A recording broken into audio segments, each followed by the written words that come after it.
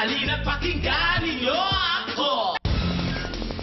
10 taon mula nang unang mapanood sa Kapamilya Network ang original kilig seryeng Meteor Garden, marami pa rin ang hindi makaget over dito at ngayon, patok na naman ang tinaguriang F4 Fever at Flashback Friday na mga eksena sa mga kwento ni Mark Logan. Pinaplug pa lang ang pagbabalik ng original serye ng Pakilig na mutik-tik na agad ang tweets. Top trending topic for 2 weeks. Bago eto na nga, sa ratings ay sumisirit. Kinokopya, ginagaya. Kahit saan promotropa. Si Sanchay daw siya. San banda? Parang nananawagan ng alien. O, ayan na. Makialain na. Natatandaan mo pa ba? Yung mais mo ang lakas ng benta. Benta rin ang kantang biyahe pag nanghaharana ng butike. Pero epekto rin ito ang pagdami ng kuto na pwedeng mauwi sa pagkabulag.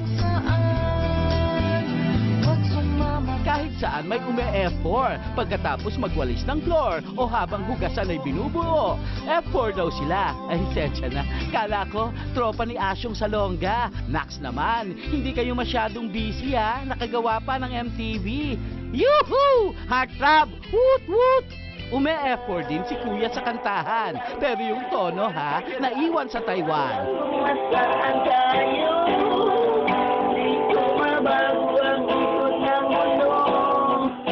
Diyos ko, Kuya, sa tindi ng iyong kamada. Ayan, yung nature bumagsak sa lupa. Ito pa ang isang dawming problema. Sa totoo lang, matagal na kayong inaengganyo na magbalik loob sa gobyerno.